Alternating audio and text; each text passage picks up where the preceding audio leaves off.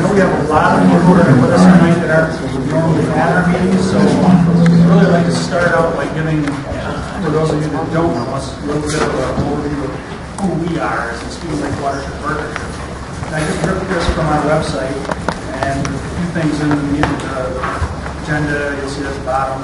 Ever got any questions about what's going on in Muskegon Lake? It's a good reference to go to. It's muskegonlake.org. And we have a lot of tie-ins, a lot of things we got going on. But it says that the Muskegon Lake Watershed Partnership is a coalition of community interests dedicated to working cooperatively with the improvement, for the improvement of the Muskegon Lake ecosystem and for the delisting of Muskegon Lake as an area. Okay. The Muskegon Lake Watershed Partnership, formerly the Muskegon Lake Public Advisory Council, addresses the quality of Muskegon Lake and its affiliated watersheds with activities that advise agencies, form partnerships, and express local community views for the restoration and protection of Muskegon Lake area concern.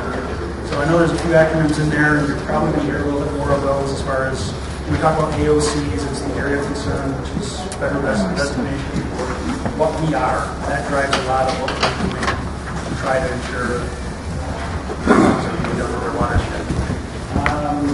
Let's see, I think we don't have any minutes from the previous meeting. Mark, I'm sorry, before we jump into the charter sport, I know it's going to take a few minutes to do it, but if everybody could just we'll just start out maybe with Janet, name, just a brief introduction. Janet and who you're with, and we'll work our way around the room.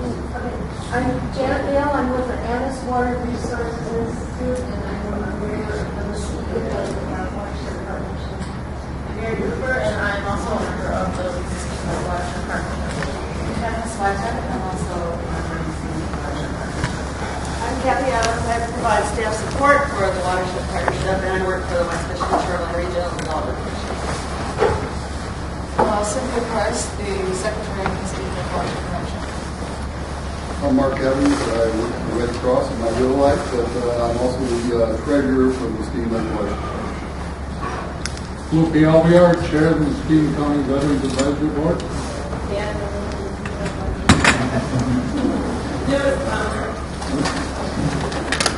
Brian Kamara, just a simple man. I'm Alan Jagger, and I'm running for the 91st table as representative at the New York. I'm Larry Page, I'm a Bluffton neighbor. Jim Hopper, citizens of community, Blair Water.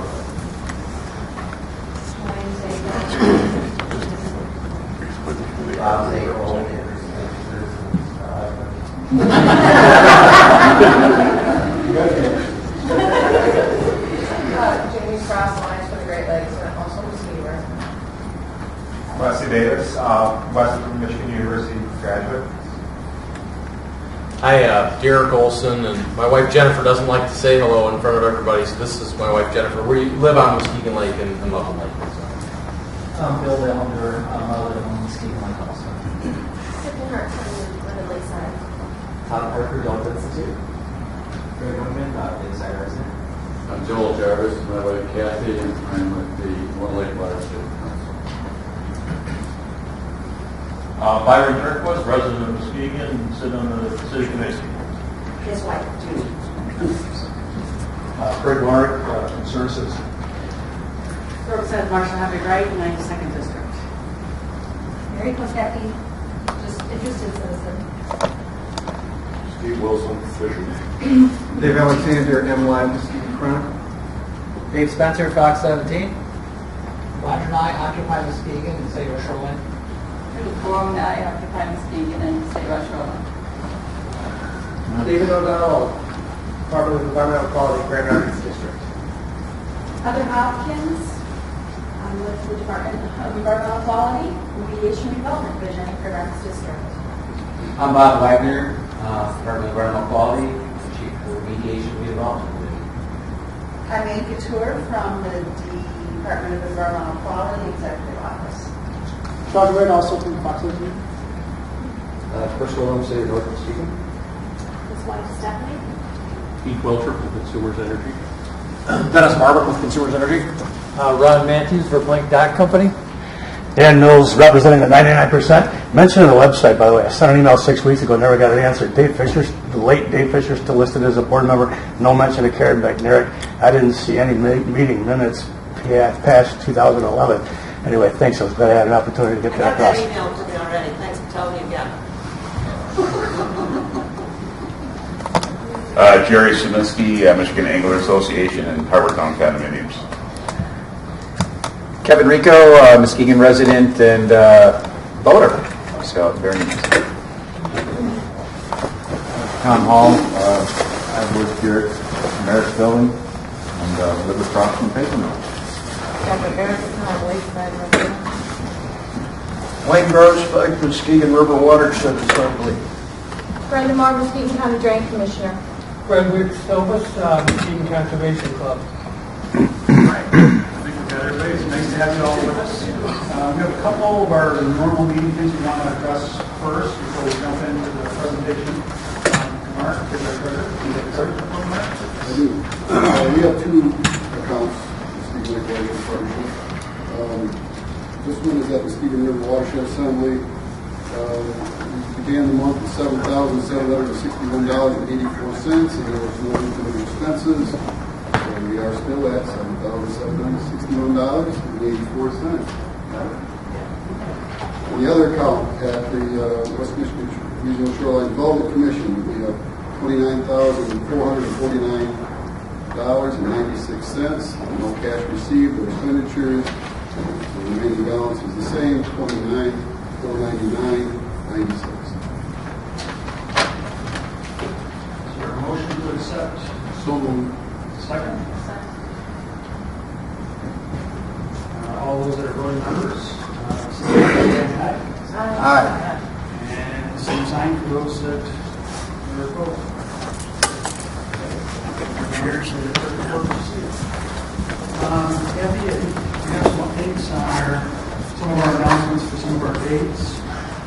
Yeah, I just wanted to let everyone know that we are doing the shoreline cleanup on the 27th of April.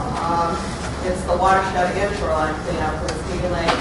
There's a poster up there with a few details, but probably tomorrow there will be emails and you'll see it on all the different websites, all of the details. But similar to what we did last year, we'll be right across from the LC Walker Arena there in that parking lot. The city of Muskegon will provide their tool trailer and we'll have our teams, group and go to specific sites. So that will be happening April 27th, Sunday, April 27th.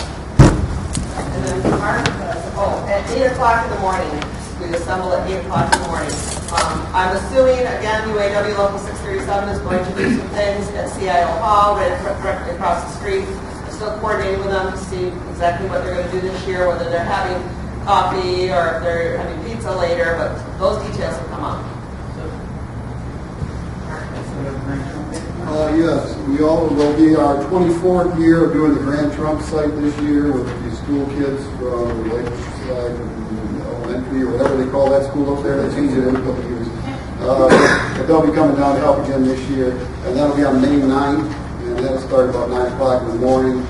And since there's not so much garbage as there used to be, we do a lot of the basic plant removal and putting in the native plants and sprucing up a lot. And we welcome you all to join us on May 9th. It's a Friday. You want me to do Bluebees also? Yes. And the Bluebees group will be working at Veterans Park for some cleanups this year. They have 2 dates set. May 17th will be the first one. And the hours are 10 a.m. to 2 p.m. And they're also going to do one on November 1st, the same hours, 10 a.m. to 2 p.m. And the Veterans group, as well as our group, and I'm sure a lot of other folks will be down there to make improvements to the Veterans Park of the Causeway for those who might be interested in that. What was the second date? The second date was November 1st. Yes, of course. What we're going to do, and this is the inaugural effort to put a community cleanup at the Veterans Memorial Park, is that we're going to do 2 weeks prior to Memorial Day and 2 weeks prior to Veterans Day. So it'll be the 2 Saturdays before and the 2 Saturdays before. So we And start. that's Veterans Park, the image up there, that's the causeway, and there's a lot of other things that are happening there soon too to improve it. We'll have a lot of volunteers help with that. I'm sure a lot of the communities saw the big effort that took place late summer, early fall, and where they just pretty much clear cut a lot of the things to see what was underneath it. And so like Kathy Luke said, there's a lot more that's coming in that particular park. Historically, that was billed out as being Michigan's most magnificent mile. So we're hoping that comes back to that status again. Okay. Do we have any updates on dates for shoreline sewage restoration, Kathy? Or At the last meeting, we announced that we have a day on April, we're meeting at 11 o'clock on April 3rd at the Hartshorn Marina office for the shoreline stewards that want to help. And if you're not a shoreline steward already, talk to me. It's basically people who know something about habitat restoration or native plants and invasive species. And we are going to go out and kind of scope out what needs to be done this year to help the city and others, the county, maintain the habitat restoration that's been done along the Lakeshore Trail and at some of the public parks. So that day we're kind of doing a walk and scoping out with the city and with whatever volunteers want to help. So 11 o'clock at the Hartshorn Marina office, we'll meet there and we'll take it from there. And that shoreline steward and habitat restoration effort, like Kathy said, there's always opportunity. You don't have to be a biologist. You don't have to know what's going on with all plant life. We make it easy. We make it easy. Yeah, it's. We break the slow. They give you snippers and walk you through the grasses. You only have to know one weed, basically. I've gone down this road a couple times, and it's like retraining you every time. But anyway, so it's just a a lot of what we do is volunteer effort. There's very few people that ever get a nickel for any of their time on any of these groups. It's really just it's all about what we can do to make it better. So maybe our website isn't up to date because we're just a bunch of volunteers. Or excuse us. But we will bring it to our webmaster. Okay. I think that's what we've got. I think that covered the announcements that we've got. I'm going to just preface this, what we're about to hear. There's been a number of inquiries. Sappy site is a very large site. It's very important to this community. And so there's, as many of you know, there's been a lot of dialogue all the way along from the time that Sappy has left to mulching his ownership of the property and a lot of things going on. So I know there's a lot more inquiries that all of us probably have than we're going to get necessarily from this update because a lot of things aren't at our discretion to have or even at MDEQ's discretion to have. It's private property. So we just wanted to really make you aware of who we are, what we're doing, and then we're going to be turning things over to the team from MDEQ to give us an update as to what's going on and what the process is in the course of taking something that's been industrial for over 100 years and is going to morph into something that's going to be good for this community. So with that, Ann, are you going to be the first one to speak? Okay, I'm going to turn it over. Again, the names are on your sheet. Ann Couture, Senior Policy Advisor with MDEQ. And I'm not sure if they're going in order. Bob Wagner, Division Chief with MDEQ Mediation and Redevelopment Division. And Heather Hopkins, Project Manager with the Mediation and Redevelopment Division. So his names are on your agenda. Okay. Is this in my line? There's the one that's remote right there. You can hook that up and it should be on already. Or you can hold on to it, whatever.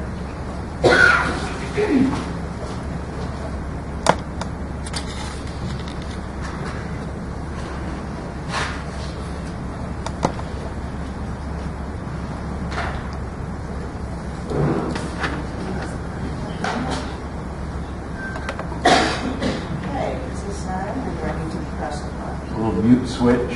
Hit the mute switch. There we go. Good.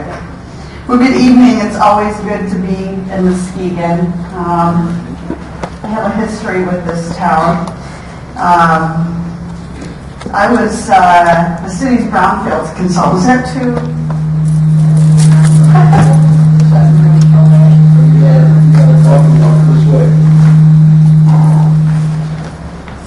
Maybe I have to stay. I'm a wanderer. Okay.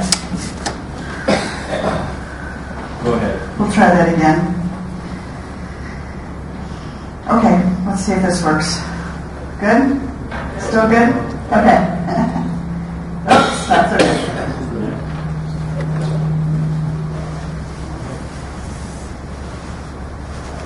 Okay, so very familiar with this community. My sister lives here. She raised her children here.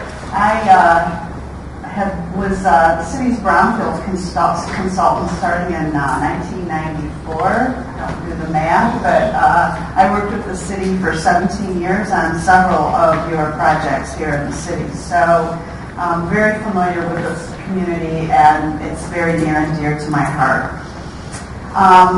I had my own business when in 2011 the governor's office came knocking and asked if I would come back to state government. I did retire from the DNR in '93 to help him in his efforts to basically reinvent government.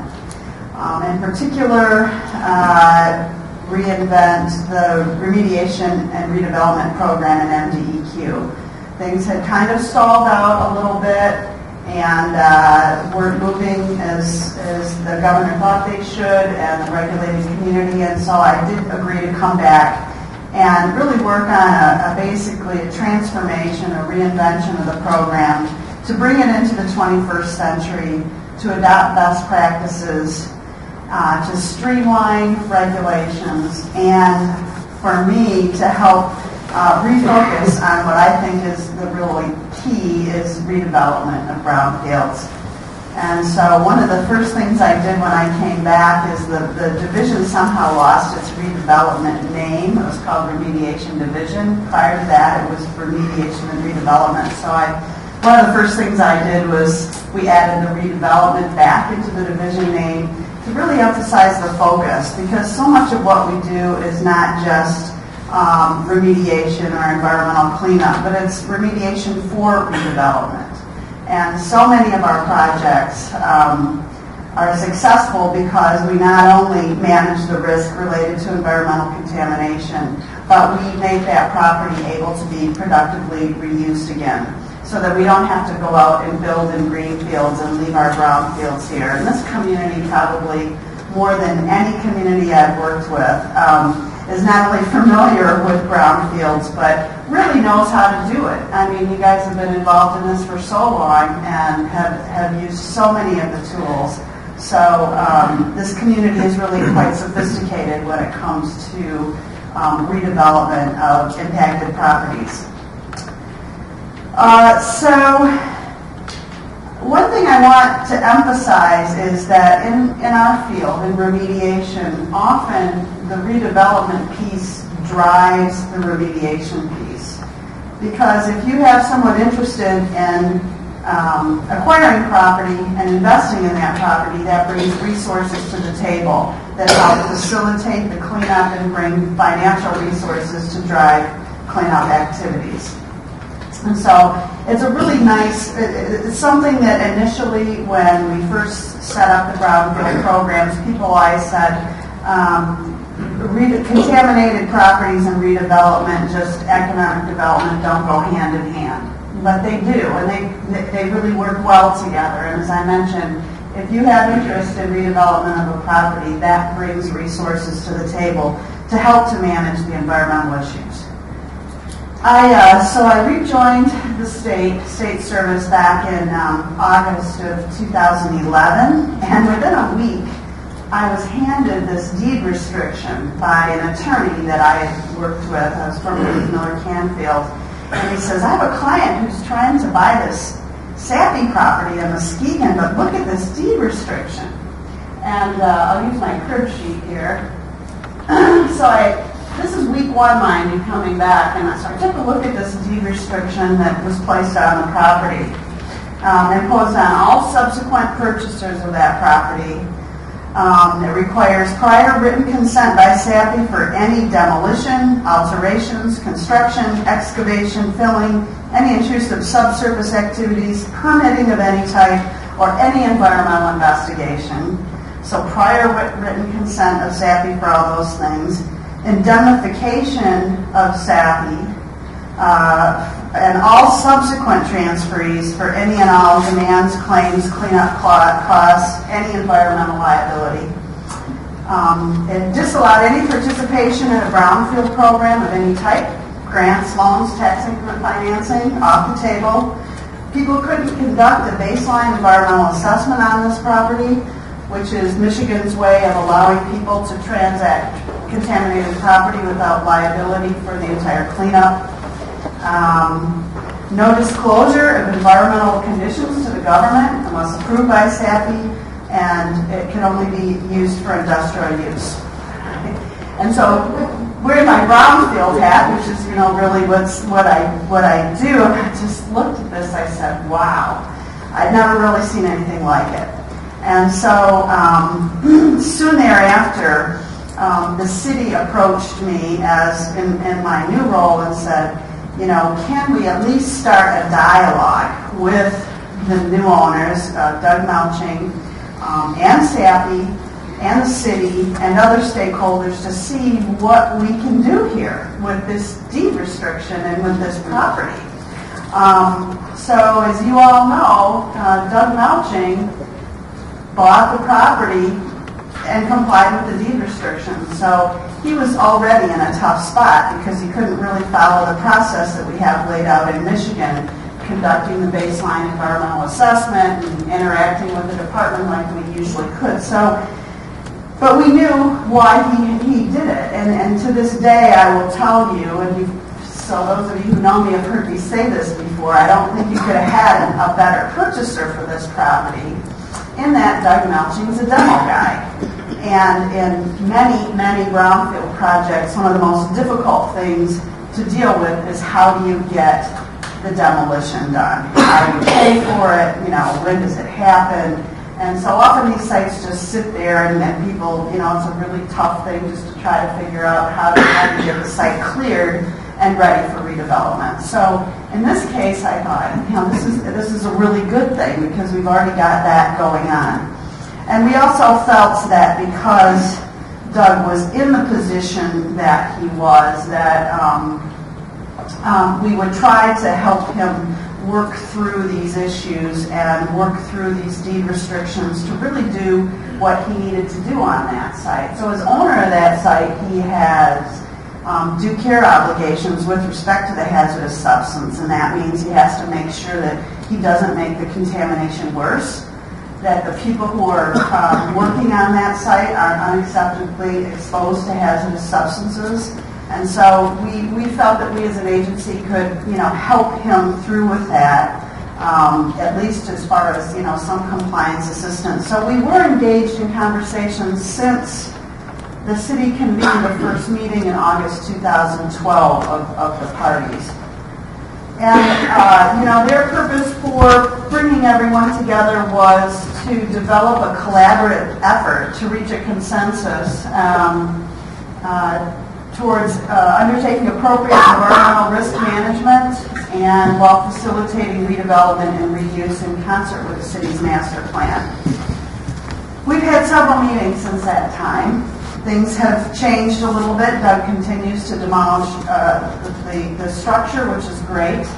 And I'm sure you may have read or heard that there have been some interested purchasers along the way. And so what the department has done is just played a role to try to work with the city to keep people together talking, because in these brownfield projects, the only way to make them work is to make sure you have all the parties at the table working cooperatively towards a common goal. And in this case, to redevelop the property consistent with what the community wants and consistent with the master plan. So we have developed a framework in the last few months to try to move this forward, especially to try to facilitate a purchase. Again, we've got this deed restriction here. which, as you can tell by what I read, is really ties your hands a lot, and it's really complicated. So we have developed a couple paths forward. One is the technical path, and that we're interfacing with the consultants that have been hired by Melching to make sure we have sufficient environmental characterization of the site to make sure that the site is safely reused. And we're also looking at not only collecting the data. Doug, by the way, Melching has been collecting data since he owned it to meet his due care obligations, so that, again, they're making sure as they demolish this that people aren't exposed to unacceptable levels of contamination. We've also been working with the lawyers to try to put together a framework whereby we can come to agreement with all the parties and get SAPI positioned in a way where they can remove those deed restrictions. Because we just can't move forward with this property and get it redeveloped successfully and safely without changing those deed restrictions that I just mentioned. People are not going to buy contaminated property without liability protection. They're not going to indemnify a multi-million-dollar corporation, and on and on. So we want to restore the ability to conduct BEAs. We want to restore the ability to use brownfield incentives, grants, loans, tax increment financing. One of the restrictions was for industrial use. We want it to be able to be used for a residential or commercial use. And so we have had a process in the last couple months, and the department and the Department of Attorney General have committed that this is one of our highest priority redevelopment sites in the state. And so we are putting all the resources that we have available to us to work through these issues and move this forward and make it available for redevelopment and make it so that the purchasers can buy it without liability, so that they can move forward, transact the property with others so that they can make sure it's safe to use, and all the other things that they should do as good purchasers. So I have to say, I know some of you may have come tonight to learn a lot of details technically about what we know about the property. I will tell you this: there is data that we just received, we're reviewing. Other data has been provided, but we are working as a team. The city has just recently hired a consultant to work with us so that the city has representation as well, so that we can look at this site and make sure that technically we've got things right, and that legally we've got things aligned, and hopefully they come together in an agreement that can be inked yet sometime before summer. That's our goal. That's what we're driving for, and I think we're making pretty significant progress with all the parties, both technically and legally. Everyone who needs to be at the table is at the table and engaged. And I will tell you this: the DEQ won't consider that this site, even if completely cleaned up, is a success unless this property is redeveloped. So it's not only remediation, but redevelopment. That's our job. Both of those are our job. And so that's what we're driving for. I'm going to have Bob talk a little bit about how this has played out at other sites. Some of those sites, you may have seen it played out here. This site, for example, former Teledyne Continental Motors site. A lot of the cleanup that we had accomplished here is a result of the city's efforts to prepare this property for redevelopment, put in the infrastructure, and so we've got some really good stories about this property right here. So we know we've been doing this for quite some time, we as an agency, and in the last couple of years, again, have really re-emphasized the importance of redevelopment, and I'm going to let Bob tell you a little bit more about how we're approaching it from his division perspective. Thanks, Ann. Can everybody hear me? Do I need the mic? No. Good? All right. So, as Ann has laid out for you, we're kind of early in the book. We're engaged. We're in this process. We want to take it to the end, remediation for redevelopment, right? But I can't show you the before and after pictures, right, for Sappi. But I can show you what we've done across the state. And so that's what I had for you. We called it last year Legacy Site Transformations, but it is about remediation for redevelopment. So I just want to take you around the state. I'm going to show you 13 sites out of 700 that Remediation Redevelopment Division has worked on. Okay, so we're just going to move right around the state. Let's just start in Marquette. Humboldt Mill is an old iron ore mill. Left abandoned for 25 years. Iron ore business went kind of downhill, but thanks to new mining opportunities, we worked with a new purchaser. Remember, Ann talked about redevelopment. It's about a new purchaser. So Eagle Kennecott, now Lundin, moved in, needed a mill to process ore from the Kennecott Eagle mine. So they agreed to do cleanup work. They're refurbishing the mill, some 300 workers at it. And we're going to have a new mill in Humboldt Township. Quite a bit of tax base, new jobs. If you're familiar with the area west of Marquette, it's a small rural township. Little Traverse Bay cement field dust site, and you know this is Bay Harbor. Okay? As you will see, some of these sites are on the water. Some of these sites are quite big. Some of these sites have quite the challenges with respect to the redevelopment now. This is the old Dixie cement plant and quarry system. 2.5 million cubic yards of cement kiln dust left on the site. Okay? Developed as Bay Harbor. We had some leachate from kiln dust piles going to Lake Michigan along the shoreline. This is kiln dust pile right here. Golf course lies on top. Worked with private parties, all private funding, to capture all of the groundwater that was creating a problem on the lakeshore. And here's where we are today. It's all being captured. Water safe, resort booming. It's a great place to go, and it's safe for reuse, it's safe for people.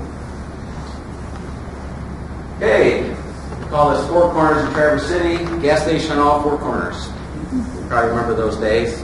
Don't see them much today, but we had releases from underground storage tanks. So another type of contaminant, right? Fuel. We have some contamination. It's a location, some going off-site. Private money, public money, brownfield money, working with the county. We've got various cleanup activities going on all four properties. Today, we have a new surgeon's office, a new pharmacy, and a new bank, financial institution, and a rental gas station. Zephyr site, you had a presentation, I think, on this just recently from Sarah Pearson in our office, so I'll just go through this quickly. But our goal here is remediation or redevelopment. That's the key. We've got to get the redevelopment. We've got to get that success. You know the contaminants that are there. We've got a detailed presentation on that, so I'll go through this quickly. We're currently reusing the above-ground storage tanks for treatment tanks with respect to groundwater, but our goal is to redevelop. So we want to get this back to safe reuse and back into reuse in the community. Up in the UP, the Fort Kingsford site, everybody remember the Fort Woody. This is where the wood pieces were actually made from the forests of the Upper Peninsula. And they also transferred to making charcoal there, the Kingsford Company. Unfortunately, when you bake wood, you also have tar. Anybody that has a charcoal grill, you know that you will build up some tar. But they bake a lot of wood. Groundwater on the left is black. That's the mountain river on the right. Nothing coming out. So big site, a lot of challenges. Had methane build up in a home, exploded. But we moved in, got methane under control with methane detectors and methane vents in homes. And a big treatment plant along the Menominee River that captures all the contaminated groundwater, treats it on site before it's discharged. These are some of the disposal areas that are now reused as recreational facilities. So again, safe for use, put the land back into reuse. We've got the contaminants under control and the risk managed. The also called Chemical Site in St. Louis. This is a super fun site. This is where Michigan Chemical made fire retardant DDT, if you remember those days, as well as DDT and DDE, which are pesticides. Just a picture of the soil. It's multicolored because it has many contaminants. Some of our activities there in terms of reuse and safety is actually removing contaminants from the river. In this case, the riverbed has been dewatered and we're removing the sediments from the river. It's a big site. We still have lots to do. We're currently engaged with removing yards that are having DDT and stable in right here in the spring. So, again, we got to get contaminants under control. We got to do some work. We got to make it safe for reuse and for property reuse. Detroit River, okay, waterfront, highly industrialized, kind of similar to the Muskegon waterfront, right? At one time, a lot of industry, a lot of transformation on the Detroit River. I grew up in Detroit. I went down to the riverfront here, to the promenade, and walked it. When I was a kid, it was brown. The water's brown. You go down to the riverfront today, it's blue. It is blue. It's beautiful. Absolutely beautiful. This is the promenade here with all ships coming in. This is what it used to look like.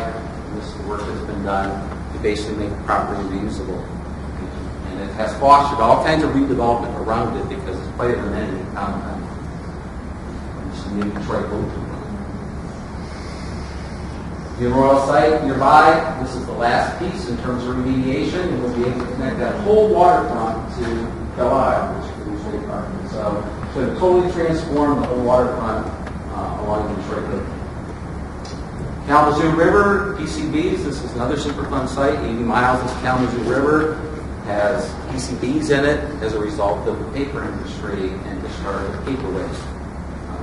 It's a problem because PCBs get into fish, and the fish are become unsafe to eat for humans.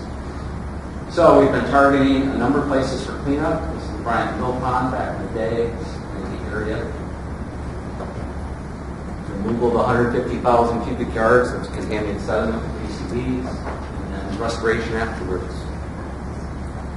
Like well impoundment, we had dam and scaling sediments behind the PCBs.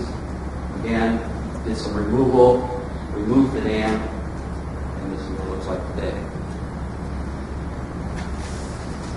Also, Honeywell Paper was a former paper mill site, and today it's in reuse by the city and also another business, Conestoga Rovers. So redevelopment is also part of this. It's part of this success, right?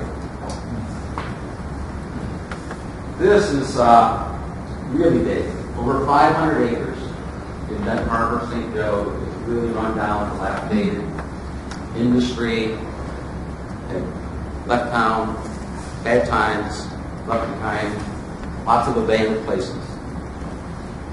But we worked with the community, the county, Whirlpool, other private partners, EPA, grants, loan funds, recreational funds, and basically transformed all of that 520 acres into residential, mixed use, golf course, walkways and boardwalks along the waterfront.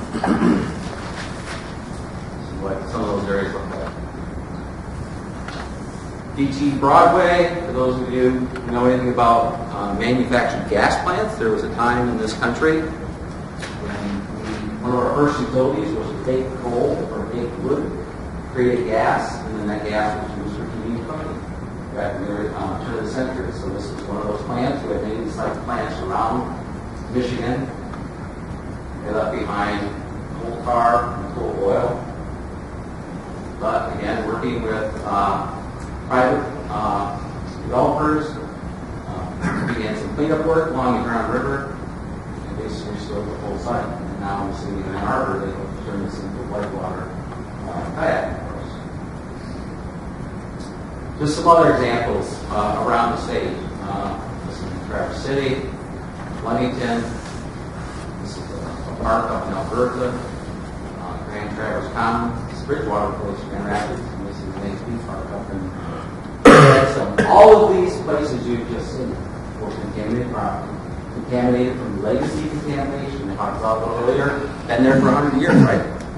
Long before we had any environmental laws. The first environmental law really came in 1972 Clean Water Act. When did the Michigan Environmental Response Act come in? The first kind of cleanup statute, 1982. So we've had a long history of use that now we have to make safe for reuse and development. We should just close the shop. So, some key things. Remediation Redevelopment Division is about reusing, redeveloping property and getting remediation done. It is about making properties safe for reuse, right? So we can reuse it. It's about cleanup, but it's also about risk management. Every one of those sites that we've looked at still has contaminants there, but they don't pose a risk because we are able to manage them in place. So it is about risk management with the work that we did. Happy to answer any questions you may have. And where did you disappear?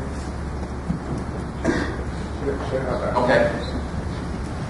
Heather's here as well with respect to any questions concerning SAFI. As we said, we're kind of early in the book. We're working hard on it. You got an idea of what can happen, right? These are the kinds of things we've been able to do around the state. And these are just 13 of probably several hundred. So we can do this. So I'll start out. Ken, I don't know if you or I have the answers, but you mentioned SAFI as a lot of the deed restrictions, a lot of things that are in place that are kind of tying everybody's hands a little bit. But later, you did mention that they are at the table and they are talking.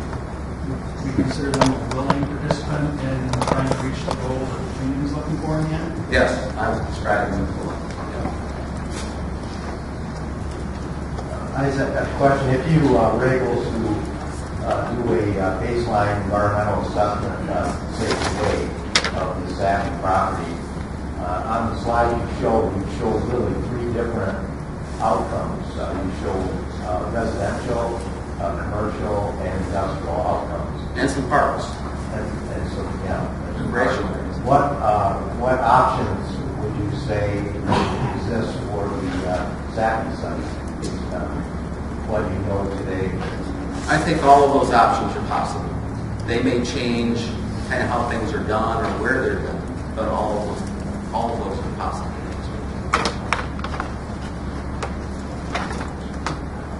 On all of these sites that you show on the slide, what percentage of organic material on the baseline and It's not driven in terms of a percentage. It's driven in terms of what is going to be the use and what needs to be done to make it safe for the use. So that could mean a barrier is put down. For instance, we have some sites where simply a barrier has been put in place to basically protect people from it and to not allow it to move. Water is often our transport mechanism. It's out, right? So a barrier. But other times it's important to get some of the more highly contaminated material out before you do something else. And in some cases there's treatment systems. Sometimes there are barriers put along the water source. So it just depends what you have. It's variable. Leah? Regarding all of the sites in the state, when you are having to remove highly toxic materials, where are we sending them? So the question is, where are we sending highly toxic materials? So do you have a specific landfill that we're using? No, in general, throughout the state. Yeah, waste materials are generally divided into two groups. Those that can go to a general sanitary landfill that your household waste can go to, as well as all commercial, most industrial waste. And then there is a category of hazardous waste. And then hazardous waste has to go to sometimes a treatment facility before it can be landfilled, or it may end up solely at a treatment facility and be neutralized or taken care of. And then there are some hazardous waste landfills in Michigan as well as out of state. So it is a market. Okay, waste can travel across state borders because it's commerce. So it's hard to say where it would go. It's market driven in terms of price. Per project? Yeah, per project. Yes, you mentioned the and the deed restrictions, and Anne's list was a lengthy list of things you're not allowed to. I don't understand fully, I guess, how you can do remediation if you're not allowed to get the information in order to remediate. Anne, you want to take that one? Well, I have to say, oh yes, the attorney for Doug Melching has been very creative and working very carefully with Sappy to get their permission. So bit by bit, we've been kind of chipping away at that deed restriction, but all working with Sappy, so it's all under their knowledge. There was an earlier question whether Sappy is a willing party. Oh yes, Sappy's been at the table since we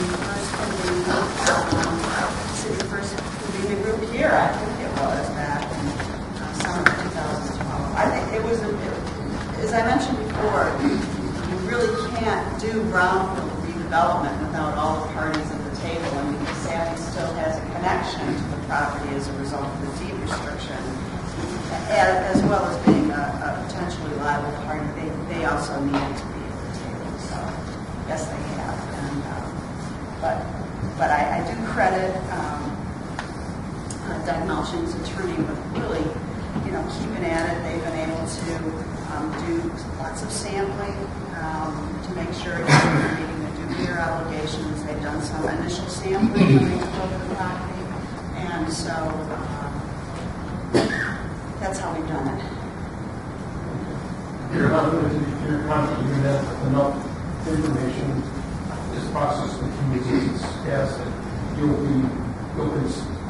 know enough to make a decision. We will set up a framework so that while we may not know everything we want to know right at the very beginning of the property transacts, we will set up a framework so that over time as property transacts and different things occur, we're going to make sure that this is structured so we have enough information, environmental information at any point in time to make sure the property is safe to use. What's missing in our government to allow a company like Sappy to put deed restrictions on property that put the health of a community at such high risk? What's missing? I appreciate what said. I think that, well, there are some questions as to whether this deed restriction is actually legal, but we feel that we prefer to try to manage this problem outside of the courts until, we have to go to court. But, so there'd always be that option. But it's an unusual situation. I haven't faced it before, and so our approach is really to engage and to collaborate and to bring Sappy into the room to come to a solution. I can't tell you whether it's stone walls. I'm sorry? We haven't hit any stone walls in terms of we keep moving forward, and all the parties continue to work towards what we're trying to work towards. But as to whether or not, there's nothing that says that you can do this. So it's more of a legal issue. I'm not an attorney. I've read a legal opinion that suggests you really can't do this, but you can't place a deed restriction like this. But Doug Melching agreed with it, and there's a contractual agreement there, and so we don't want to get in the middle of that. And so, again, we're just trying to manage it outside of the legal. Okay, one question. Assuming these deed restrictions pertain just to the property, are you able to, and have you done any investigations outside the property boundaries or in the water to see if there's contamination, what that might be, and so you can kind of extrapolate what kind of contaminations are emanating from that property? A couple points. I don't know if everybody heard the question, but has the department sampled outside the boundaries? A couple points I'd like to make about that. The city undertook an area-wide field study back in the 2000s. I lose my decades sometimes. And so up and down the shoreline, they investigated the properties, I think maybe I was in by yours. 99 or 2000. Yes, and we worked with property owners up and down the shoreline to characterize what we call the historic fill conditions. We all know that this is the original shoreline, and so we have a really good sense of what the historic fill is, especially boundary sand is a big component, as is lumber, old waste from the sawmills. So we have a pretty good idea of that. And I also know that Doug Melching, through their consultant, has been taking some samples in the water right at the shoreline. It's something that the department is certainly interested in knowing more about. It gets a little tricky now with a contaminated site on a lake or on a water body to make a direct correlation that the sediments out here may be related to what went on here. Sometimes we can, especially it's a pretty active shoreline there by Stampy. But, so there have been samples taken, and there's Kathy. I understand that Kathy's got some money to do some more investigation. Well, it's not mine. It's not my program or grant, but, we've done voluntary sediment cleanups in Muskegon Lake, Redwood Creek in 2006, Division Street outfall out by Heritage Landing, and the YMCA in 2012. Those are large-scale voluntary, non-enforcement action, cleanups through the EPA's Great Lakes Legacy Act, which is part of the Great Lakes Restoration Initiative.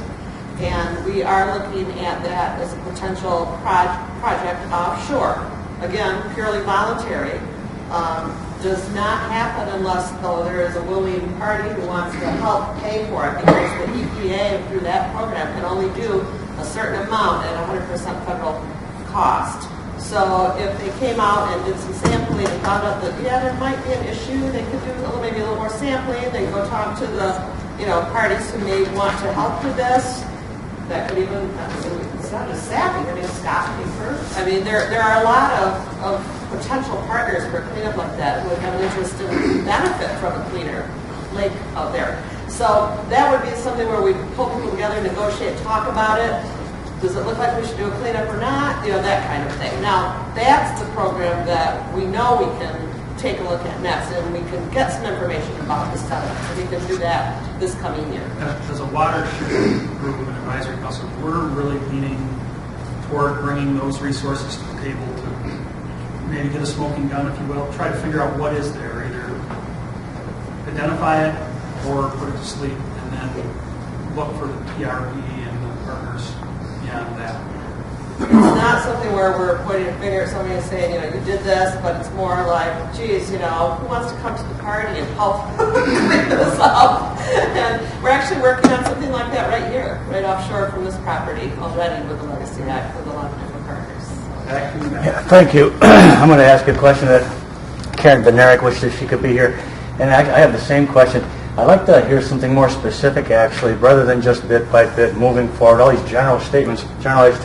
Anyway, when the MDEQ attended community briefing over 1 year ago, David O'Donnell, MDEQ remediation supervisor in Grand Rapids, promised those in attendance that SAPI would not let SAPI off the hook for responsibility for comprehensive environmental cleanup. Please tell us what the MDEQ intends to do. Or probably what I'm hearing is that Melching's providing the consultants, Melching's providing the data. I don't know. I haven't heard anybody's verifying the data. I don't hear how we can verify that anything specific is going on. What is the MDEQ doing besides shielding Doug Melching, who's not here, and representing him, is standing between him and the public? I'd like to know. We would like to know what is the MDEQ doing specifically to help make sure that this thing gets cleaned up. Thank you. Ann. Specifically.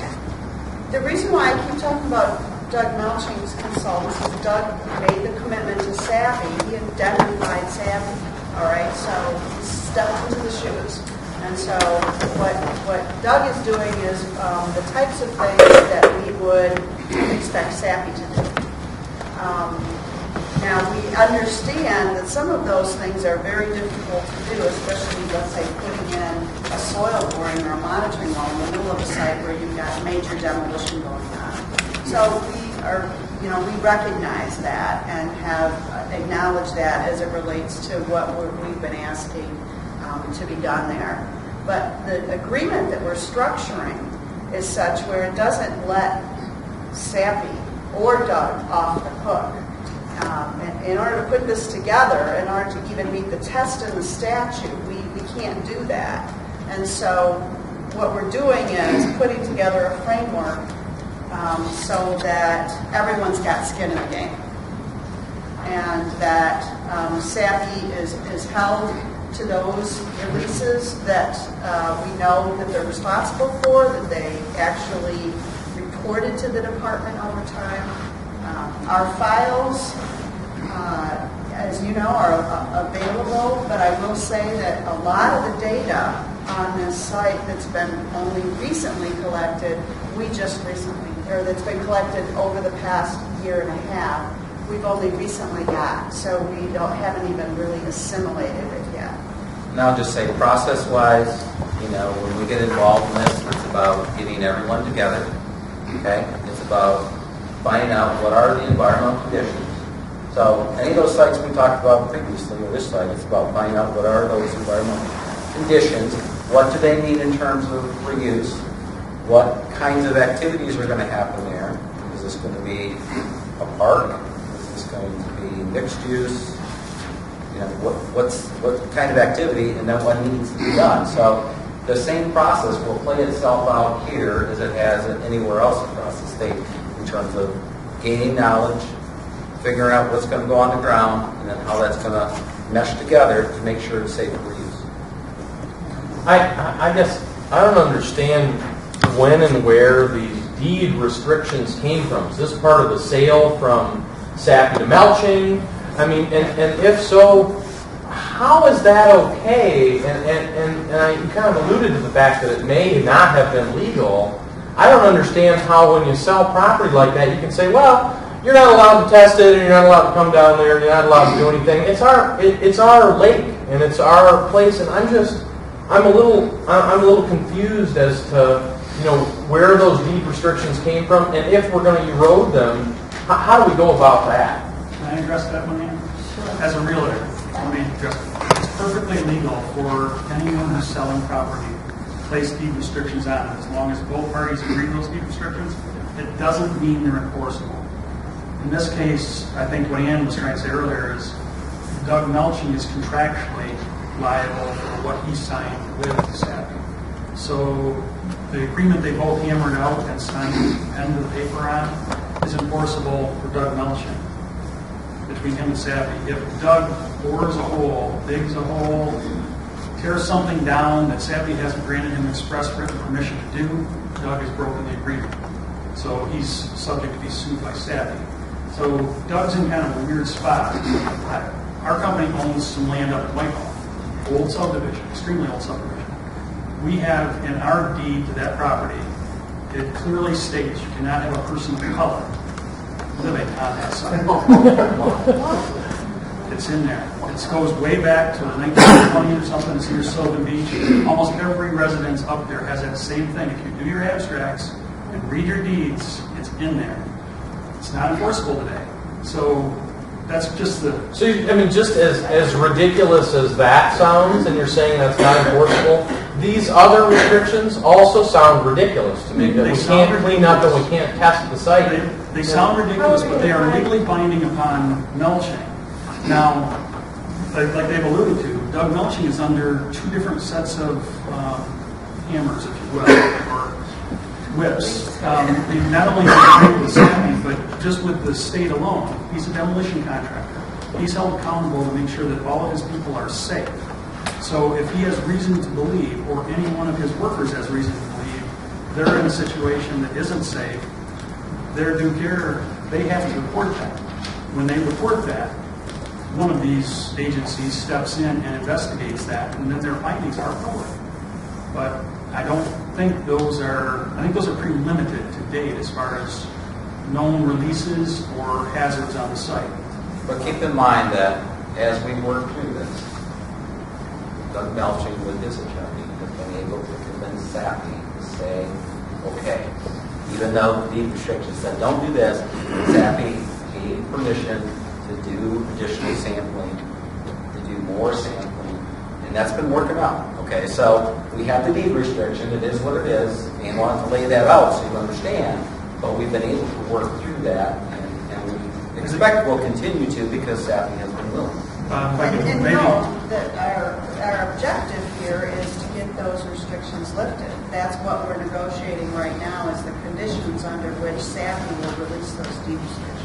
I just want to I want to insert a comment here that might cut off some questions. As you're working with all of the parties involved with this property transaction, including SAPI as previous owner-operator, I'm assuming you're having some involvement, or the city of Muskegon is having involvement in the potential purchaser for the site and their plans, because you need that to know where you're going. Is it a safe assumption that prospective purchaser will not close the deal until they have a BEA done? They will, a prospective purchaser would purchase the site without the lifting of the deed restrictions and having some kind of liability protection, whether it be in the BEA or whether in a legal agreement. I mean, just from a real estate perspective, I'm not an attorney, and I don't want to delve there, but knowing the parties that are being talked about, they have deep enough pockets, they will not enter into this without having a BEA done to protect their interests. So, all I'm suggesting or something like it. Something like it. There could be an administrative agreement coming not to sue from the state, which would provide them a greater protection than the BEA. So those are the kinds of things. It's I mean, very just I don't want to take up all the time, but how can we? Who benefits from this deed restriction besides SAPI? Is it just them that now they sign off on it and Melching buys it and now they're not responsible anymore? Or like, I don't understand why. Just again, from a real estate perspective, the winner is both SAPI and everybody involved. If it's Doug Melching, like Ann said earlier, Doug Melching was the right party to buy it under all this BS that they played with the deed restriction, because Doug Melching's eye is on the prize as far as demo and salvage. When it gets down to bare ground, the only asset Doug has at that point is selling the site. So for him, the real money for him was in the salvage of SAPI buying paper. So it made sense because they're spoon feeding the project to everybody from top to bottom. And so in the end, if the site is cleared for us as a community, that even if there's contamination in the ground, we're already $2-3 million ahead of where we had been with the plant standing. 25 years ahead. And 25 years ahead. So the eye is on the prize for clear and redevelopment. So Dennis, there's a couple of people, one over here, one over here, who've been waiting patiently asking questions. okay, let's go this way first. In view of the fact you just got all this information from Melching, what evidence do you have that the enclosure of the SAPI stacks would not expose citizens, Taylor and Lake, to unacceptable and uncontrollable cancer-causing levels of toxic asbestos, dioxin particulate, and PCBs? We have, we don't have height here. We don't have right here. So the Melching in doing the demolition is required to provide plans, which they have to the city, and they've also provided plans to the Department of Environmental Quality with respect to air quality. And so they have a process and a procedure that is designed very carefully to make sure that doesn't happen. The asbestos is not friable. That means bubbly, so it can get into the air. And it's not asbestos typically what you would think of as asbestos, like surrounding pipes, the white stuff that you pull off and spills. It's not friable like that. It's a coating. And so they have actually removed the coating and the top ton heat where they're going to place the explosives. They've written about this. You can probably tell us more than I can. But the department has reviewed the plans just as they did when the other stacks came down. And our goal here is to make sure that there isn't unacceptable exposure from the airborne pathway. We have other data on the site. We know we have data on the site. We just received more data. But with respect to the stacks and the stacks falling, again, that's being controlled through the demolition plan. through the review of that plan by the city, by what other agencies are involved, the DEQ, My OSHA is involved with respect to the workers on the site. The air quality division's group in Lansing, who handles the asbestos stuff, was reviewed the plan. I know that there's ongoing discussions between Melching and them, as well as Region 5 air quality folks for EPA. Region 5. So I know that all those discussions are still going on. And those are the eyes that are on this. This is the same day as the shoreline cleanup, right? Yeah, I was made aware of that. That doesn't mean we're going to be there, no. I would advise not to be around there, just in case. Just in case. You know, when they did the other building, you know, there were some people went down to Grand Trunk, you know, just downwind right immediately from that, and that's probably not a good location.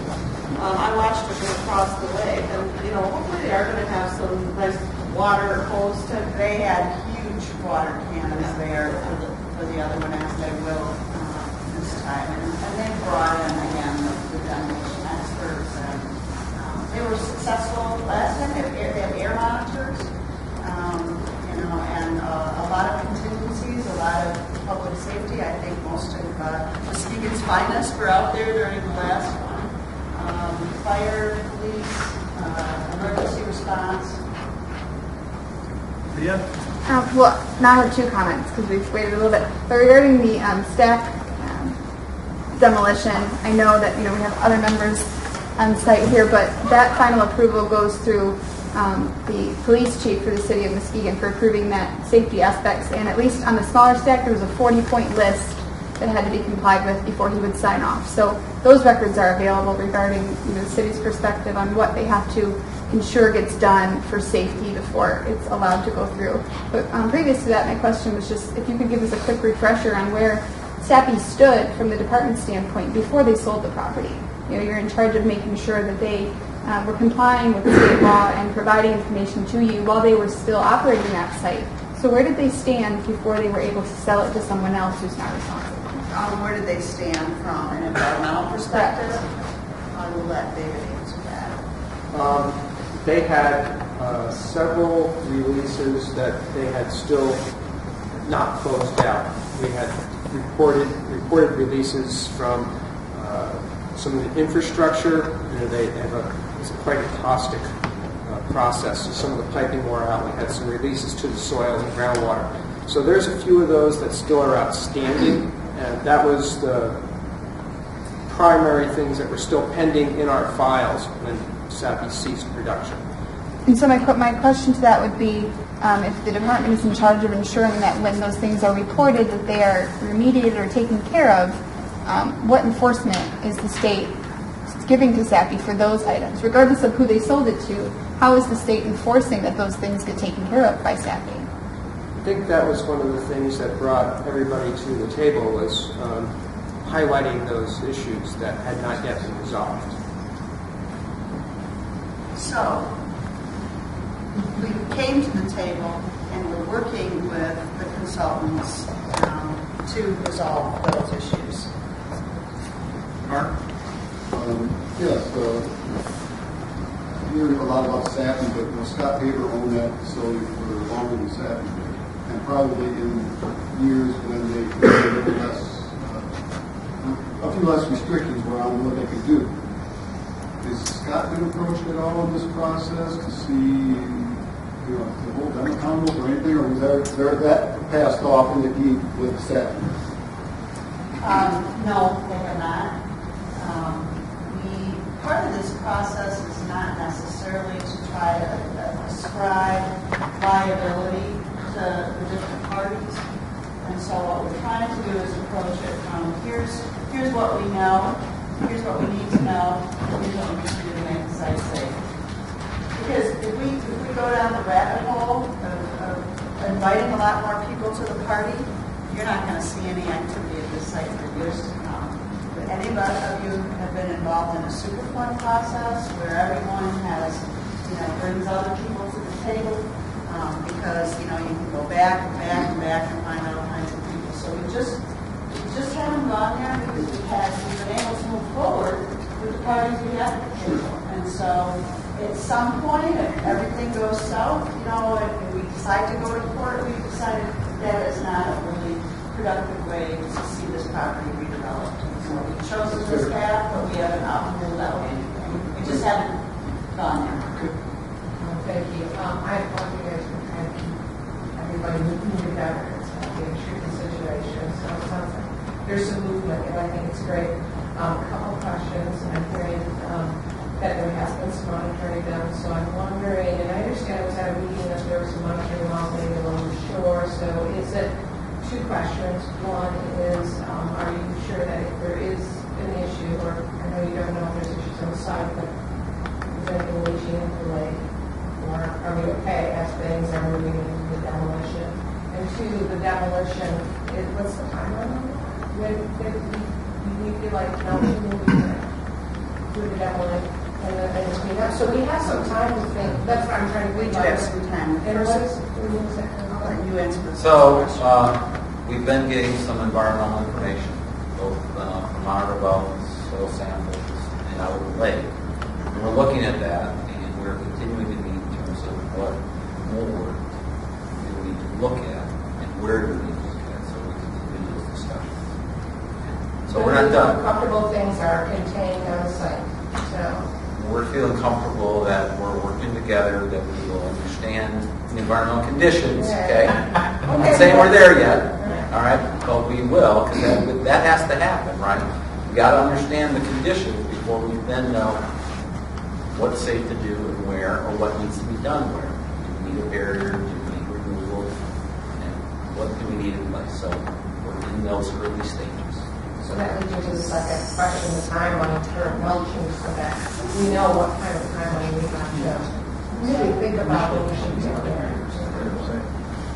So I don't know the timeline, but I know that the demo will continue. We'll get to a point where it'll be done. Yeah, I can't answer Yeah, I don't when know. they will be done. It hasn't been too much of a factor really with respect to our discussion about environmental conditions. I really think the key is Don Elgin.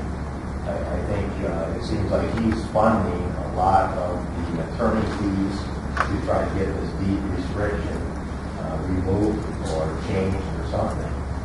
So I hope financially that he's got enough stuff coming in from the demolition to keep funding this thing. We all are saying, what about this, what about that? But, it seems like a key player here who's doing most of the dollars out of the pocket is Doug Melton right now. You're right. And that's another reason why I say it's a good thing Doug Melching bought this property, because that's very unusual. I mean, he's really stepped up, and he's really, trying to do the right thing. And these are, as you can all tell, this is a frustrating and difficult process, very complicated technically, complicated legally, but we couldn't have a better partner in Doug Melching. And I'm not here, I don't work for Doug. All I can say is having done brownfields Thanks for telling way us. too many years, and he's been a great partner. He's And a the key city, player. and the city's a key partner as well. I mean, they've kept everyone at the table, and we have tried to, participate in this collaborative way, and that's how we think we'll get this done. I feel very confident. I'm here to tell you that I feel that we've really, especially in the last couple of months, we've really moved this ball forward. We are working every single week, every single day in this project, ready to go and to get it transacted and sold and move on. So we are dedicating, you as taxpayers through us are dedicating also a lot of resources to make this go. But you're right, Doug is the guy who has a consultant and his attorney. He's paying bills. We can sit here and, what about this, what about that? But Doug's paying the bills. So whatever you guys can do, which you sound like you are, trying to facilitate this, get it going. Yeah. And as you indicated, this is a top priority. Is it the top? Is it the highest priority of anything else in the state, or no? I can't say that. It's one of our top priority sites for remediation and redevelopment. I can say that I spend more of my in-house resources on this project in Zephyr than any other project in my 9 counties. I don't always smile when I say that. From a policy perspective, I mean, I understand that you guys are working and trying to be collaborative on solving this issue at this point in time, and you know that you're making it a priority, and that's great. But from a policy and an enforcement perspective, what is the point of having policy of large industry and requiring that they report if we are going to assume that we're going to address that reporting when there's an issue, if we're not able to maintain that, and then we just wait until it gets sold and then we'll just come up with a group solution later? My question is what are we doing to make sure that with other industry in our area and throughout the state, that when there's an issue, that it's getting resolved in a timely manner so that they can't wait and sell it to someone new? I'll try to answer that question. The biggest thing that is in play when we talk about the kinds of sites that I just showed is we're talking about legacy conditions. We're talking about a long trail that goes back more than just last year or the year before in terms of releases. And in some cases, we have many owners who've been on the property. And what about all the bill that was put out there? Who put it there? Where did it come from? So there's a long legacy. Now, an enforcement approach, you can take that. But as Ann said earlier, if you start looking at all the people you're going to pull into the room, and they're all going to lawyer up, this is going to be a long discussion. It's going to be years. And we know that from that kind of approach at Superfund sites, where the lawyer team goes on and on and on, and the site sits there for years and years. Now, I will tell you that today, our pollution prevention programs, our permit programs, put us in a lot better position with respect to today going forward, last year going forward. But Michigan's got a long industrial history. I mean, the mines have been here a long time. That manufactured gas plant I showed you, there's many of those around Michigan. There was one here. There's one in Grand Rapids. I can go to every community. There's one. Those were at the turn of the century, 1900s. So, with respect to redevelopment, trying to get redevelopment done, we talked about earlier, when you have someone who wants to reuse that property, the quickest way to get remediation done is to work on redevelopment, because you have willing partners. It doesn't mean we don't do enforcement, because we do. And I will tell you right now, our division does have enforcement going on. We are in court, and we do have parties in court because they aren't doing what they need to do. But that's just one piece of it. This is another big piece of it. Just like to quickly add, remember, the framework of environmental regulations we have today are relatively new if you look at how long this property has been in industrial use. And so it's not really bad guys. We didn't know better way back then, and so to Bob's point, this is a legacy, and we're trying to manage it in a way so that we can really get ahead of it. That's why the city conducted the area-wide fill study. Yes, we know the whole shoreline is filled. Now we know what's in it and whether or not it presents a risk. And we found out? It's there, yep. But does it present a risk? Only it's good to cover it, but it's not affecting the groundwater, and it's not affecting the lakes. We're really trying to manage risk in dealing with these versus trying to assign blame. Dave? And I don't know if you were David, but David told me probably about a year and a half ago what you saw so far in the data. There was no red flag that the concerns of this community in terms of the impact on Muskegon Lake is there. Is that continued? And if there was, what actions do you have the ability with this situation to put their brakes on and protect us? I would say we have not seen any red flags as yet. We've dealt with many sites, many families. In most cases, when you talk about legacy contamination, it's been there a while. The worst of it actually was years ago when it was operating first with it. Okay? Mother Nature has a way of kind of trying to reach equilibrium, so it's going to wash things out, it'll leach it out. So the longer it's been there, usually the less of the problem. There are all sorts of ways we can deal with it. We can deal with it in terms of removals, we can do treatment, we can hit hot spots, we can inject things. There's all sorts of technology available to address, a red flag, a hot spot. So those means are there. We can pull them in if we need them. But we don't have anything like that. This question over there. There's a number of environmentalists that are pretty stern, but very sensible, like Amory Lovins of the Rocky Mountain Institute, basically the guy that thought up the hybrid car. Then, I think of a couple other ones like Rex Roth and also Gary Snyder. And I think it would probably go a long way to allaying some of our concerns if we could hear how some of these staunch environmentalists have praised your approach. Do you have anybody like that talking for you? Yeah, I think we do.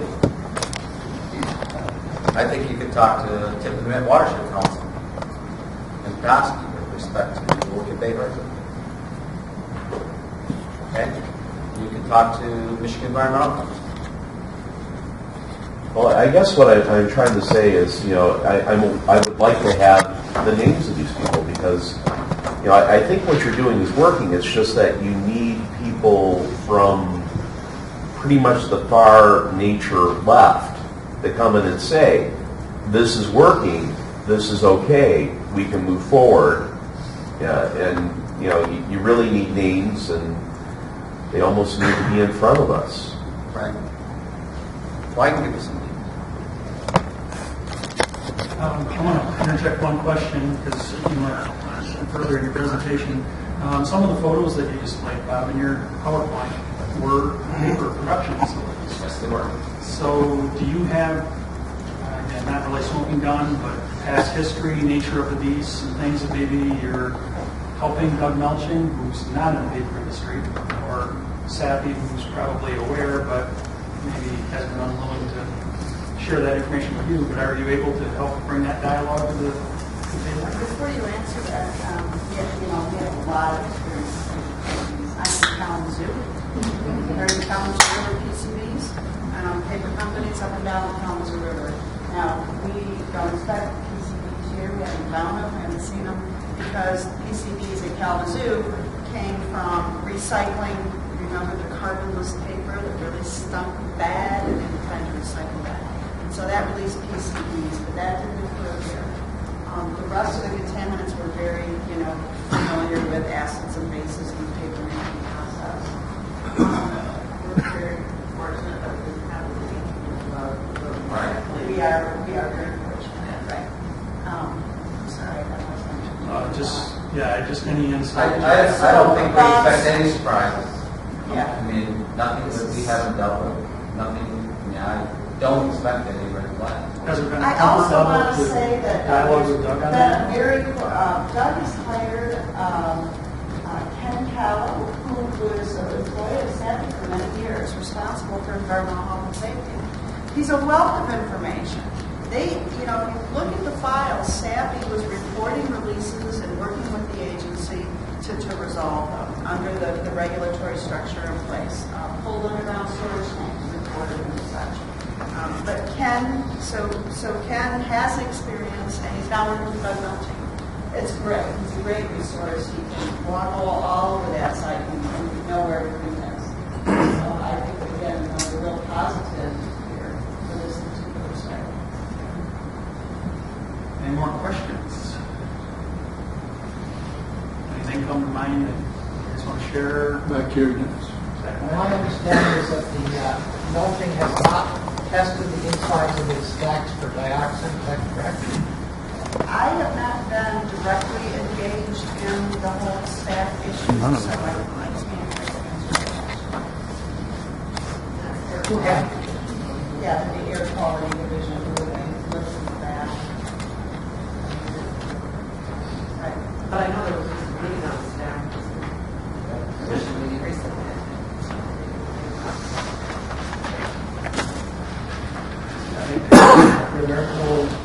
If you go to the city's website, look at the current package for the last meeting on Tuesday, which was March 11th. In there is the analytical report from the group from Plainwell that is doing the asbestos plan for the demolition. It's about a 7 or 8 page document signed by Melching and signed by the Plainwell group. And that's what the city has before it as one of the documents as it makes its decision probably on the 25th or the first meeting in April as to approval of that demolition permit. I guess to that point, and to the points we made before about what we know, the exposures were a lot worse when this plant was operating, when it was employing people, when you had emissions coming out of the cul-de-sac, when you had back in the day when they didn't have treatment and the untreated water was going into the lake. Big exposures occurred when it was operating.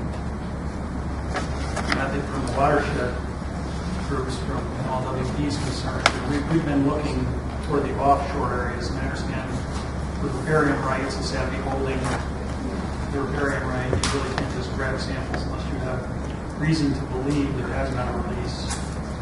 But it sounds like somebody's moving that. So we should have some more data coming. Yeah. But again, it's trickier in sediment. Where does it come from? And then you can go again down the rabbit hole. Well, is this Scott River? Was this the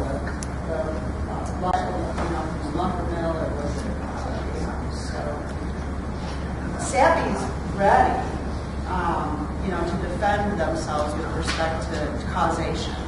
So we just don't want to waste our resources on that. We want to go forward to manage the conditions that we find to make sure that this property is safe and properly controlled and isn't a threat to the public health, safety, welfare, or the environment. I think like with our Ryerson Creek cleanup, that's going to start marching forward. The first part was identification of what's there. Once you know that, then you can look for some, you don't have to say PRPs, but some willing partners to donate to your cause. Yeah. I think we'll continue, we're not going to stop that. We want to know what's out there, if there's a problem or not. And the EPA has the resources to do that. They'll come out with their mud puppy research vessel. They'll do cores in a number of places, and they'll take a look at those and analyze them. They'll be able to tell us something. And if it looks like there's an issue that needs to be explored further, they'll probably do a little more. And then at that point, we'll decide if it's worth pulling together people and talking about it or not. Step by step. And then like a lot of these other projects, it's usually like a 65, 35 We hope we split. don't find anything. We Yeah, don't right, find anything right. out there. That might not be good. But we want to know, and I think with the potential purchasers who come on out, so it's all eyes wide open. One more thing? Last one, comment. You mentioned testing outside of the sapping zone and whether or not you have the ability because of bottomland rights, because it's considered waters of the state, being the bottom of the river, and then the contention of whether or not they own some of those sediments. So my point would be that I feel that we should be testing whatever we can test within our abilities so that we know what's there now. Whether or not we place blame now, it's helpful to know now, because that way in the future we can't continue to say over and over, well, it's legacy. Well, it was there before. If we at least know where we're at now, then people can't use that excuse for all of eternity.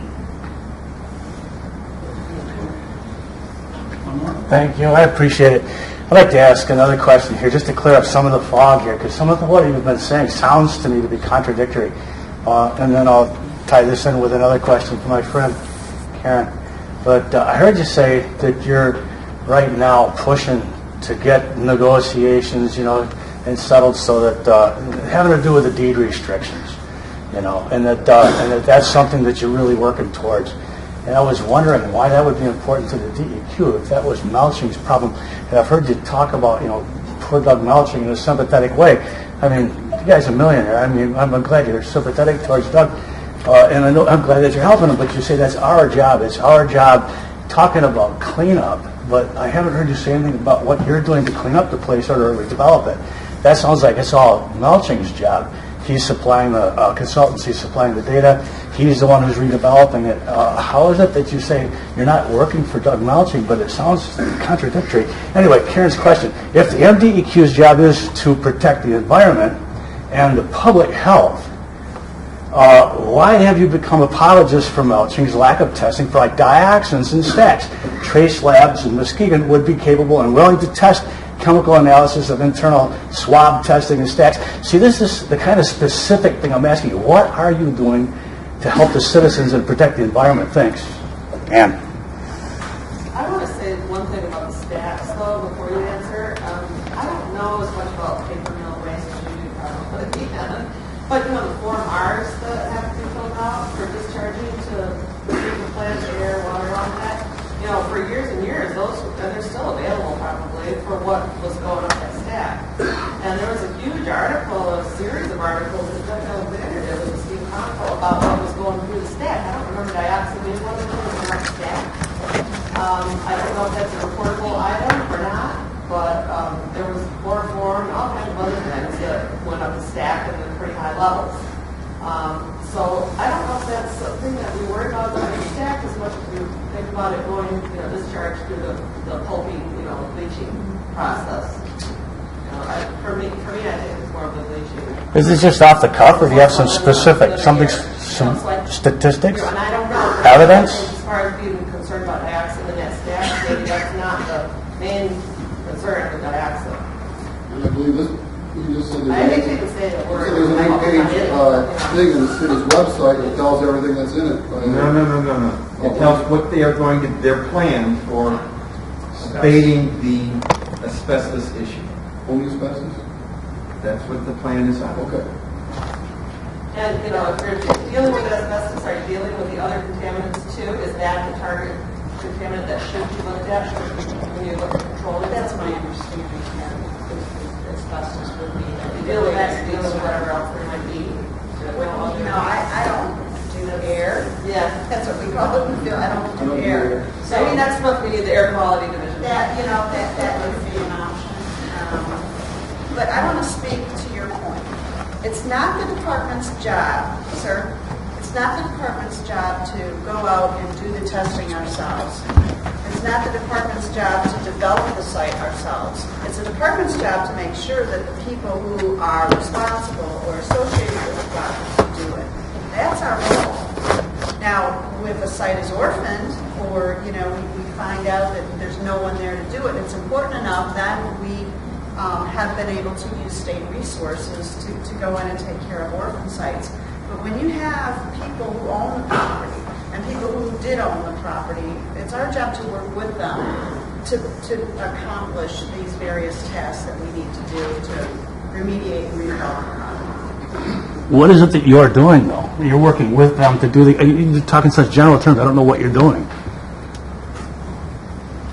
The process is, no matter where we are doing this kind of work, we look at what's the use, what's the legacy, likely contamination, whether it's a cement plant, an automobile plant, gas station, okay? So we look at that. We have an idea of what kind of contaminants we're going to have at a paper mill or an automobile plant or a foundry. We work off that in terms of testing, and the goal is to understand the environmental conditions, the environmental contaminants are there, what needs to be done to accomplish the end use, whatever that's going to be, whether it's going to be a baseball stadium or an apartment building or a park with condominiums, a marina. So that's what we do. I can't give you the specifics because we're still working at that. I don't even know the end use yet, right? We are working through the environmental conditions. So we're early in the book. We've got to figure out what do we have. And I know want to know that, and we can come back at some point and say, okay, here's what we got. And hopefully at some point, if you keep this rolling, we're going to be able to share with you, or somebody will, this is what the outcome will be. This is what it's going to look like. But tonight is not the night to do that, because we're not there. Does that help? No, it sounds like the kind of an answer that I would get from an adolescent in a classroom I'm teaching. Just evasive and right beside the point. Got one more question over here, and then we're going to be moving into the rest of our business. I really don't have a question. We all came here with questions in our minds, and you won me over immediately with the remediation or redevelopment. I'm part of the representation from the city, and that's what we have in mind. And I couldn't agree with you more, and I'm probably going to quote you, that we couldn't have found a better buyer than Doug Melching for this property, who is a very, very strong family man. He has family in the business. He's not a hit-and-run contractor that's going to make as much money as possible and leave. He's going to be here. And he's had talks of opening up an office in the Muskegon area in addition to what he has in Utica. And I'm impressed how you have covered this. I'm not a big government agency person, as most people know, but I'm impressed with your knowledge, your ability, and what you're doing, and we need to have trust in the whole system. It's going to end up fine, the final chapter. It's not going to make everyone happy, but it's going to make most of us happy in some parts. And I'm impressed with what Doug Melching and everybody else has to go through to tear down that plant. I'm a transplant from Detroit, and there's still plants in Detroit from the 40s that have never been taken down. We are so lucky that the paper mill has been taken down. We're so lucky to have the Brunswick plant taken down. We'd like to see redevelopment on all of those properties, and believe me, we need it as a city. So I thank you for your work. Thank you for your time. Just got a short time before our MLWP meetings wrapped up. We've got some brief updates, so I'd like to address this. I could do like my quick speed talk version of updates on these programs and proposals.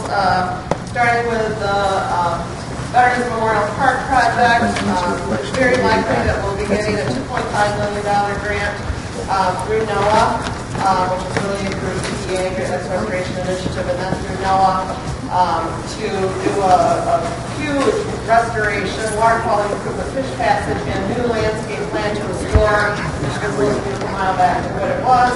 We'll be doing that in cooperation with Lupe, LVR, and the Veterans Advisory Board for the county and the city of Muskegon, North Muskegon, and they have another separate grant to do lights and bathrooms, so it's going to be a great partnership. Park Term Peninsula Fishing Pier, we did bids. We're getting the 20th bids for engineering and construction. I've been working on the survey issues. I think we got that solved, so that's good news. And then we have the perceptions research study. Some of you may be getting a call from Woody Smith? Sherwood Smith. Great. Woody. Yeah. And he'll be asking you some questions potentially. So I talked to Woody, called you Sherwood, and he's going to find out what people think about the fact that we're an area of concern here in Muskegon Lake and that we've done a lot of cleanup. And so this study will be very valuable for us as a watershed group and as a community because we can use the results of it to further engage people in stewardship for the long term after we're delisted. Some of the economic development folks are going to use it for branding in the future to kind of find out what people think about us here in Muskegon Lake and whether we're clean or not. And also the surveys will be for outside of our community too. So it's an internal and external stakeholder kind of a survey and meetings. The stormwater management plan, number 4, that was under the SAW grant. We didn't get that grant. We'll put it in again for that next year or for another grant that comes up sooner. Summer, Great Lakes Legacy Act to clean up, and also remediation division. That's going on fine. We'll talk about that. I had a big presentation on that last month. Ryerson, the public-private partnership talks are still going on. I don't have anything new on how that's going to turn out yet. Bear Creek Hydrologic Reconnection Wetland Restoration Project. That's the celery plants on Witham Road, right at Bear Creek and Bear Lake.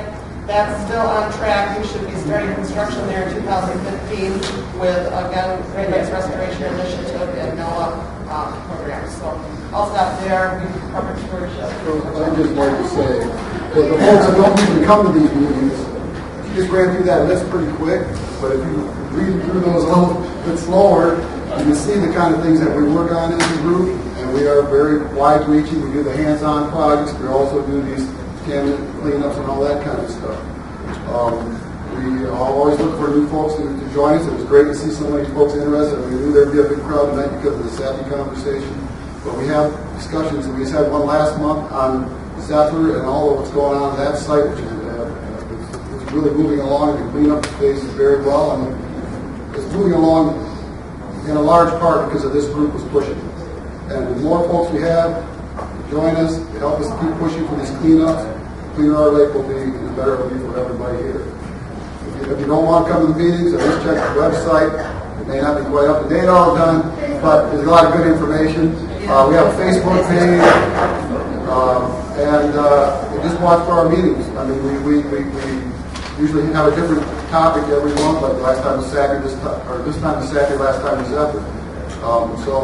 Please, if you're interested in helping clean up Muskegon Lake, we can always use more help. A lot of these things this is a grassroots group. We all have a day job somewhere, and it's, like Mark said, the Zephyr.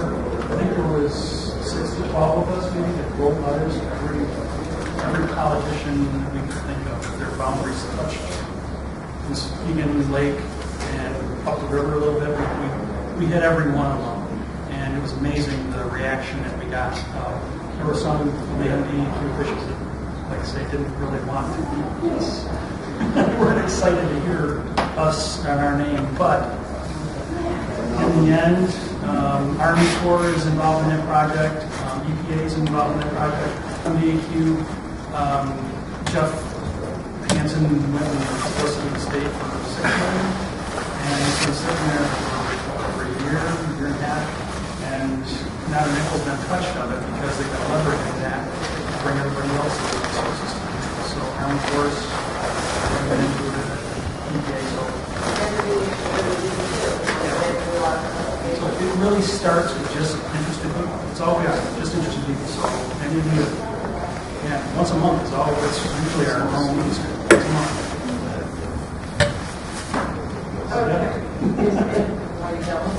Yeah.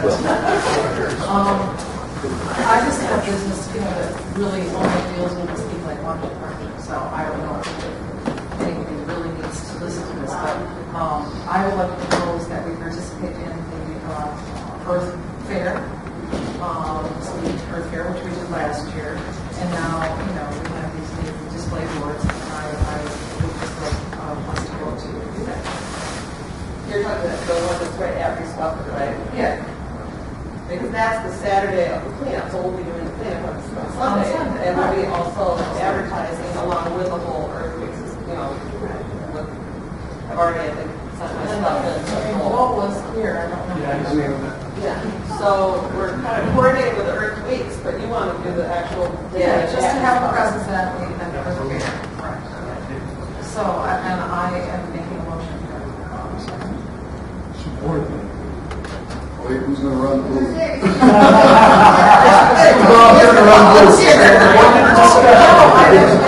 But I mean, I will take the step. I think, what is it, 10 a.m. to 2 p.m., Joel? It's from 12 to 3.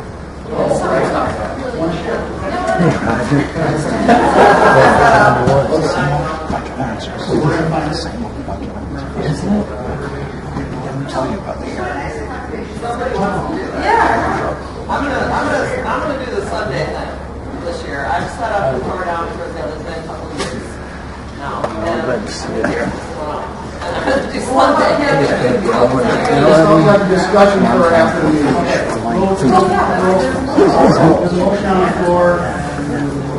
Hey, wasn't that something? Remember Nixon saying, I am not a crook. Remember that? Yeah. I was thinking, he says, I'm not looking for this.